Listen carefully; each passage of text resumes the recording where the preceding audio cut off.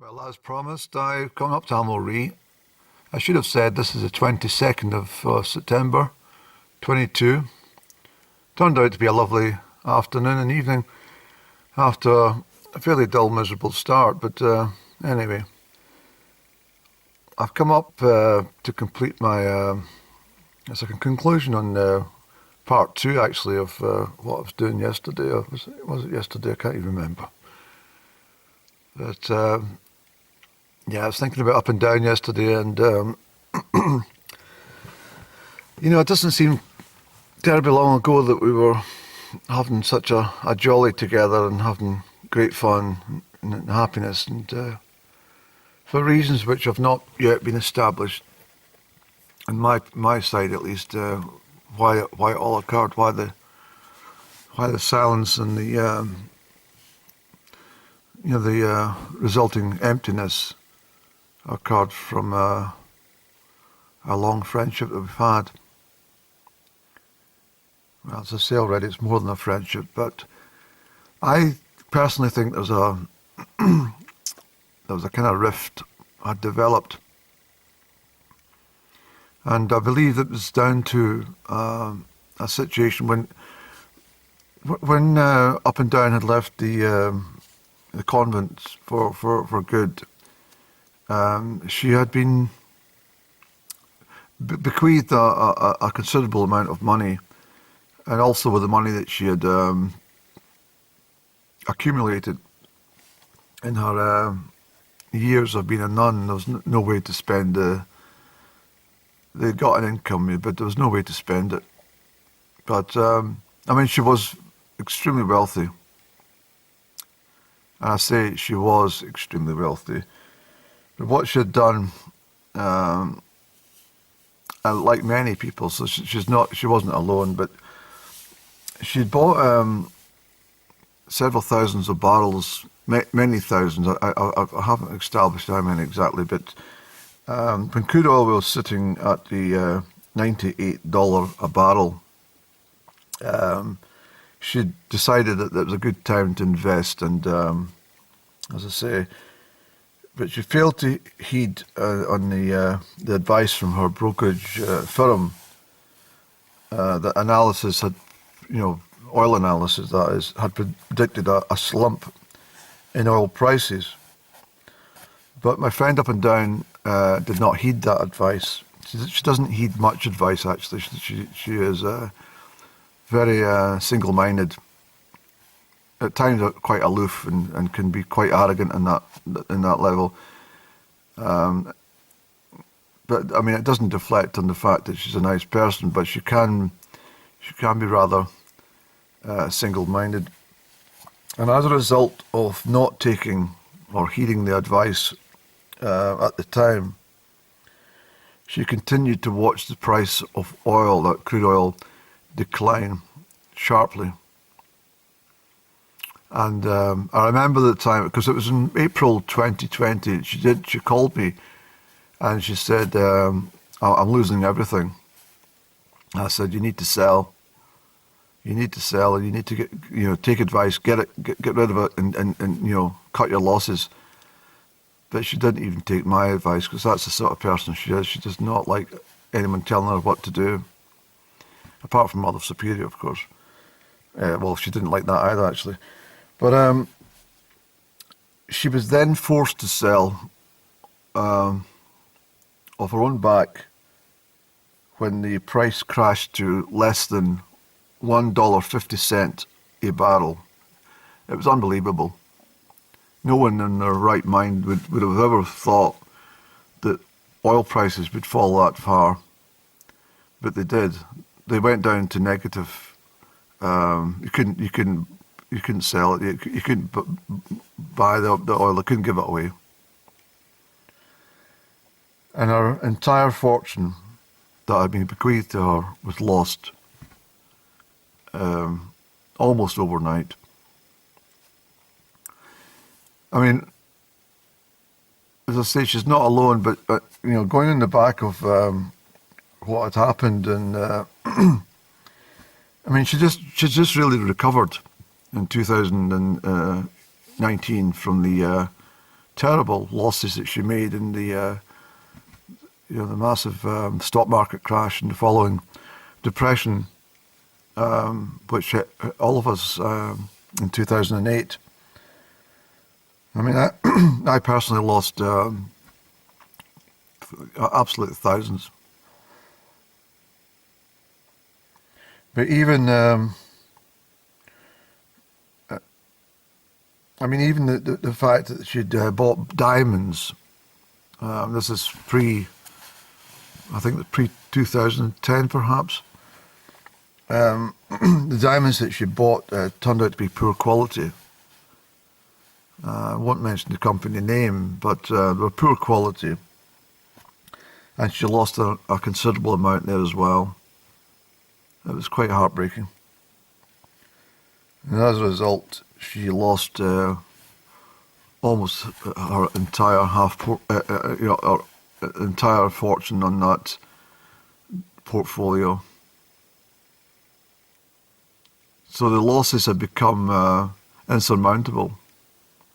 And after losing so much money on the crude oil price, she came to me and she asked me if I could assist her financially, short term.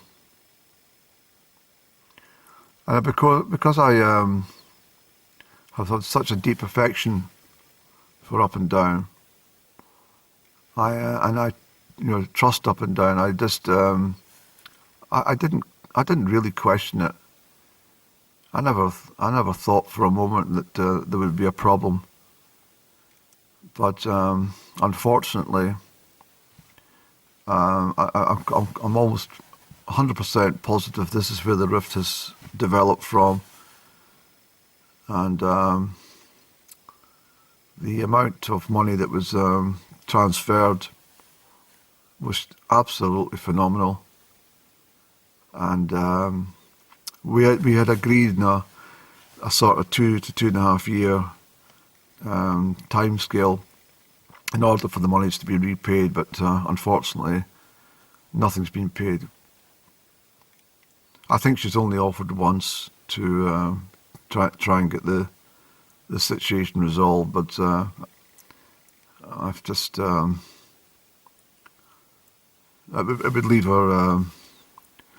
would leave her bankrupt. It would leave her destitute. So I just said to just forget it. Just keep it. I'll write it off. But it was a horrible experience for anyone to incur that type of financial betrayal, because, well, simply I didn't really have that amount of money myself to just freely give away. And as I say, it's probably in excess of £250,000, and it's left me left me shy of being where I wanted to be as a result of this. But Up and Down had I think personally, I think she'd lived a fairly meagre lifestyle whilst in the convents, and when she was finally set free, so to speak, she ended up, and I wasn't always with her. I mean, I did enjoy many times. I mean, there was we'd visited Rio de Janeiro on a couple of occasions actually, and she footed the bill. We often spent some time at a chateau near Saint-Tropez, and quite often we went to Mombasa. I think she was wanting to sail from Mombasa to Bombay, but at the end, I think she took a bit poorly. She said that I'd upset her, and she wanted just to go home. So we got separate flights from Mombasa back to the UK on that occasion. But it's a very, very sad thing to carry because I don't want to lose her over any financial matter. I simply, I miss her. It's obvious I miss her. And I know that she misses me. I know she does. And we have such a cordial relationship when it's going well. And then for something with just no explanation to it, or no, it's something completely that came out of thin air. And she asked me not to see her again or contact her again or have no communication again. And it's quite heartbreaking, actually. But, and of course with the trip to Rome, that's now no longer, and the proposal to marriage is now no longer, it kind of leaves me in a rather low place, rather empty place, and I feel quite isolated. I mean, when Up and Down had disappeared in the early days to commence her convent training, I mean, she asked me quite specifically that I wasn't to pursue her any longer, and I was to date other women. She was very specific that I should meet someone else. I mean, I did this. Of course I did this, but because there was a considerable amount of years involved in her absence and the periods where we couldn't see each other because she may be doing missionary work or she was elsewhere and not in touch. But I never forgot her. And any long-term relationship I had been in, well, they became, rather fruitless because I knew my heart was with Up and Down, and I'm sure my partners also knew there was someone else, and so all these relationships fizzled out. It's very sad to go through all these relationships for a few memories, but I knew ultimately that I had to be with Up and Down. And the truth be told, I don't think I've loved anybody in this world the way I've loved Up and Down. I don't even think I found love, really, until I met Up and Down. So our absence is much harder to bear, despite all these years apart when she was at convent. I find this most recent period probably the most difficult of all, primarily because there is no rational reason for this separation. There's nothing to explain it, except maybe £250,000. That's all I can think of. I told her to forget it. Just forget about it. But I sometimes think she's embarrassed. I sometimes think that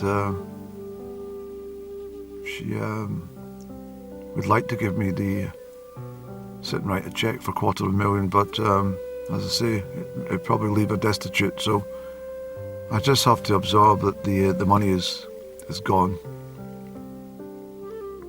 She won't discuss it.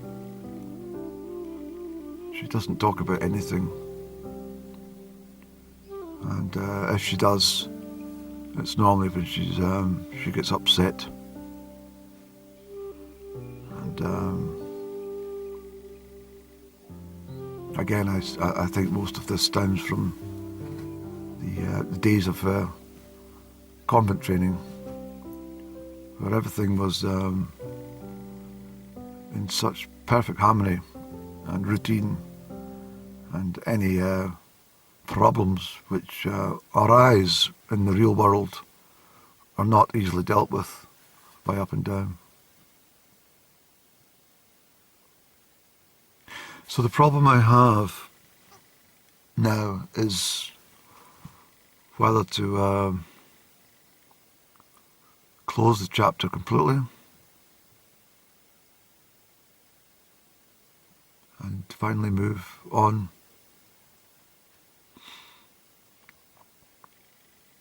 I have met someone recently, and if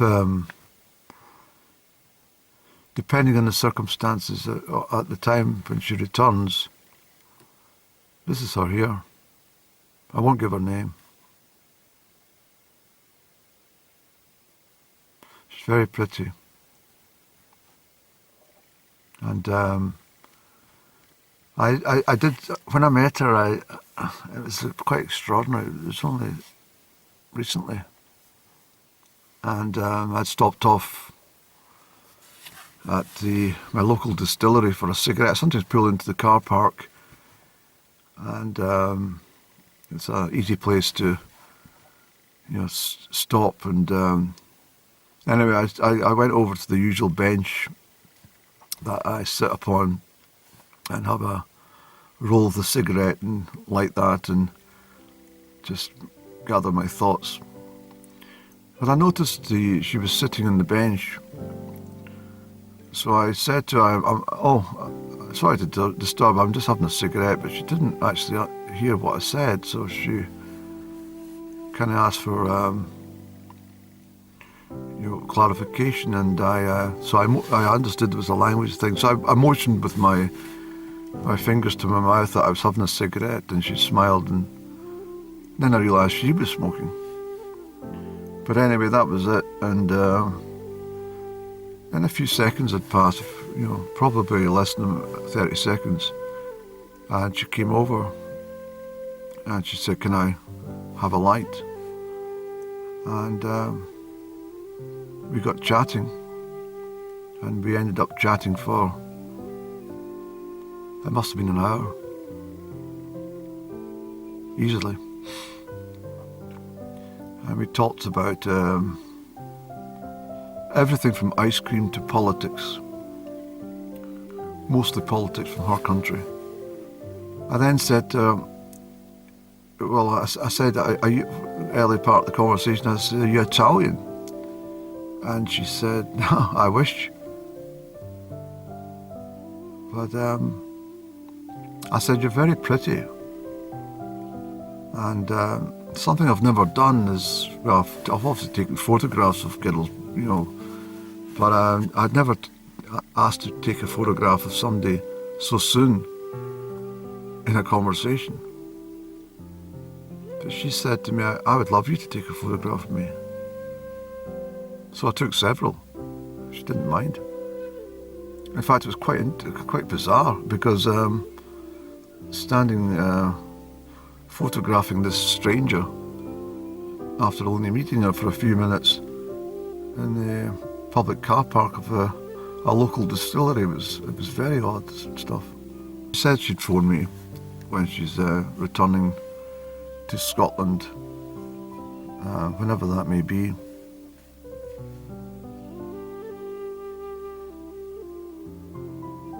So I think to myself that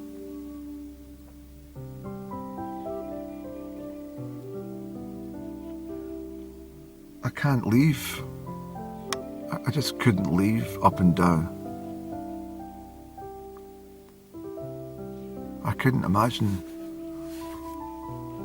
up and down, not knowing that I love her.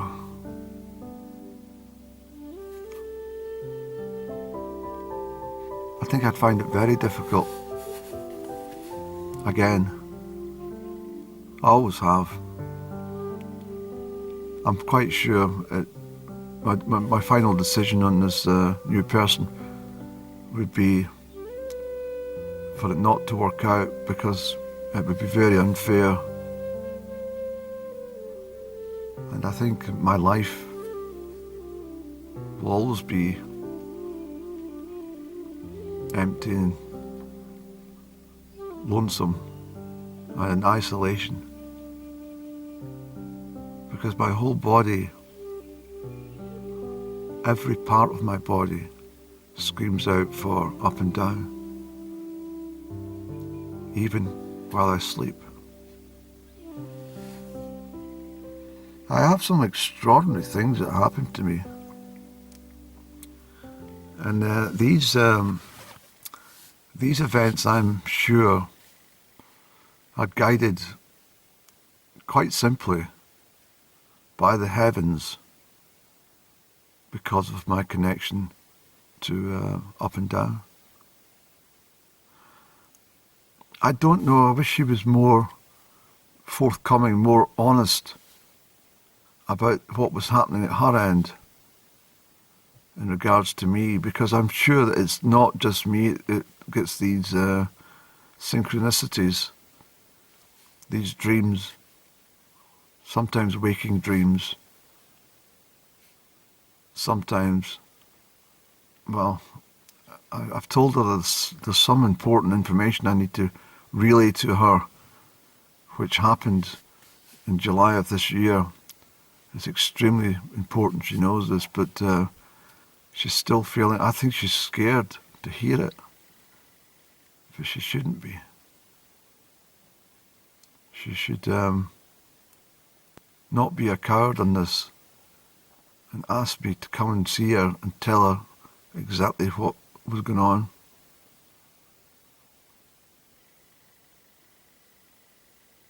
It's important. I know it's important. And it will undoubtedly give us some closure and peace in this life.